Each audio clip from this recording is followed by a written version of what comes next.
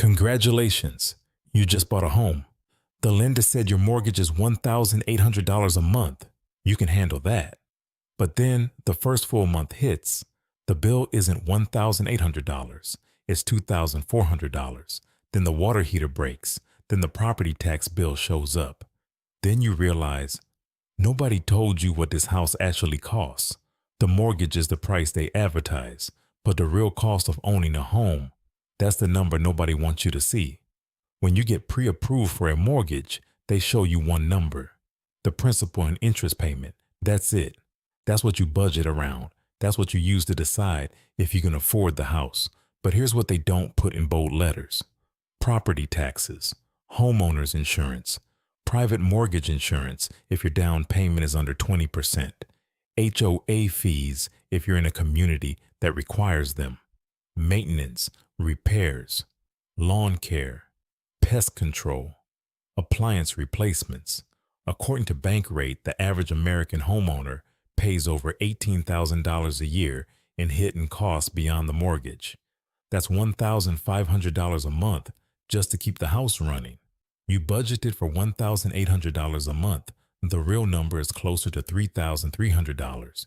And this is on a modest home, not a mansion, not a luxury property, a regular house in a regular neighborhood. The kind of house you were told would be your greatest investment. Most people understand they'll pay property taxes. Most people expect insurance, but the cost that destroys homeowners is maintenance. Here's the general rule financial experts use. Budget 1% to 2% of your home's value every single year for maintenance. On a $300,000 home, that's $3,000 to $6,000 a year. And that's just routine upkeep. We're talking about replacing air filters, fixing leaky faucets, resealing the driveway, cleaning gutters, small stuff. Now here's where it gets painful. The big ticket items. A new roof costs $8,000 to $15,000. A new HVAC system runs $5,000 to $12,000. Foundation repair can hit $10,000 or more. According to a 2023 Angie report, the average homeowner spent $3,018 on emergency repairs alone that year, not planned improvements, emergencies, things that break without warning. When you're renting, you call the landlord. When you own, you call your savings account. And if that account is empty, you call a credit card. That's how home ownership quietly becomes debt, not because you bought too much house, but because nobody told you what it costs to keep the house standing. The purchase price is the beginning, not the end. Every year that house asks for more money. Every single year. And if you're not prepared, it takes everything you saved. Let's do the real math. Nobody does this before buying, but you're going to see it right now. You buy a $300,000 home. You put 10% down. That's $30,000. Your loan is $270,000 at a 7% interest rate. Your monthly principal and interest payment, $1,796. That's the number your lender shows you. That's the number that makes you feel like you can afford it. Now let's add reality. Property taxes in most states average about 1.1% of the home's value. On $300,000, that's $3,300 a year. Divided by 12, $275 a month. Homeowners insurance. The national average is about $1,900 a year. That's $158 a month. Because you put less than 20% down, you owe private mortgage insurance. That adds roughly $135 a month. You're in a neighborhood with an HOA. That's $250 a month. Now maintenance. Using the 1% rule on a $300,000 home, that's $3,000 a year or $250 a month. And we haven't talked about utilities yet. Water, gas, electric, trash, internet. Budget another $350 a month for those. Now let's add it all up. Mortgage, $1,796. Property taxes, $275. Insurance, $158. PMI, $135. HOA, $250. Maintenance, $250. Utilities, $350. Your true monthly costs, $3,214. That's 79% more than the mortgage payment alone. Over 30 years, Those extra costs beyond the mortgage add up to more than $150,000. You paid $300,000 for the house. You'll spend another $150,000 just keeping it, and that $150,000 builds you zero equity. None. It's gone. You'll never see that money again. So why doesn't anyone tell you this before you buy?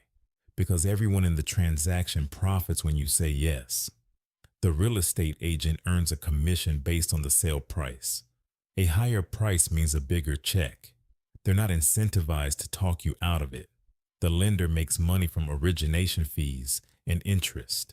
They want to approve you for the maximum amount possible, not the amount you can comfortably afford.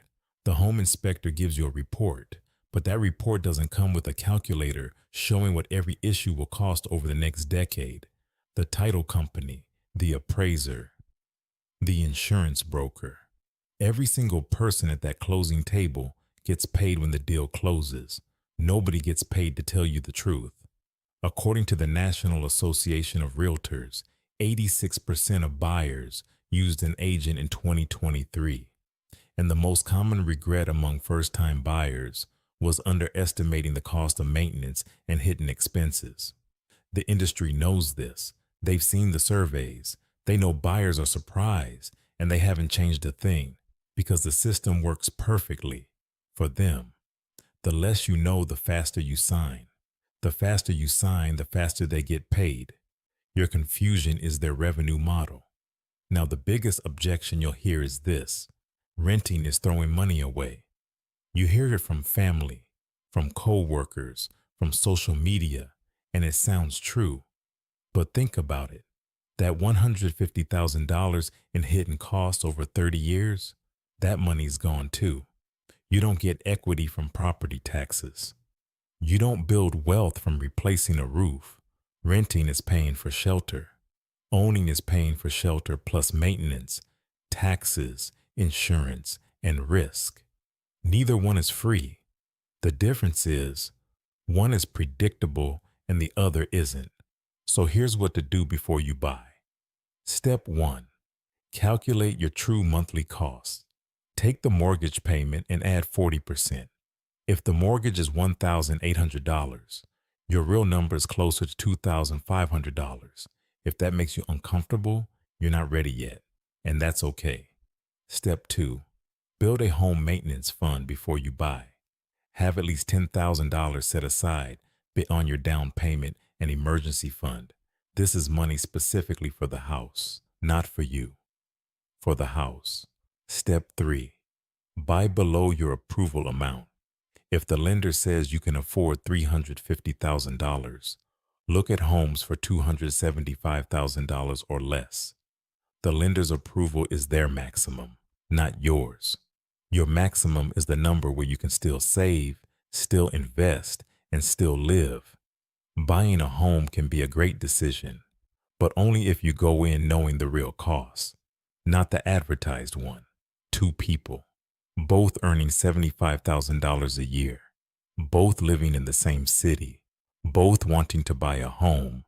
Person A gets approved for $300,000 and buys at full approval. Their mortgage is $1,796, but their true monthly cost is $3,214. That's 51% of their take-home pay. They have no room to save, no room to invest. Every emergency goes on a credit card. After 10 years, person A has about $45,000 in equity, but they also have $18,000 in credit card debt from home repairs, and they spent over $50,000 on hidden costs that built zero wealth. Their net gain, roughly $27,000 in a decade. Now person B, same income, same city. Person B uses the 40% rule.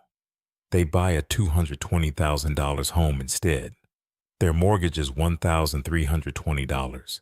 True monthly costs, about $1,850. That's 30% of their take-home pay. Every month, person B puts $500 into an index fund. After 10 years at an average 10% return, that investment account is worth about $102,000. Person B also has about $38,000 in equity. Total net worth gain, $140,000. Same paycheck, same city, same decade. Person A gained $27,000. Person B gained $140,000. The difference wasn't luck, it wasn't income. It was knowing the real cost of the house before they signed. Owning a home is not a bad thing. It can be one of the best things you ever do, but only if you walk in with your eyes open, not blinded by excitement, not rushed by a system that profits from your confusion. This is not your fault. Nobody taught you this, but now you know. And knowing changes everything. The next time someone shows you a mortgage payment and says you can afford it, you'll know the real number. And that knowledge, that's worth more than any house.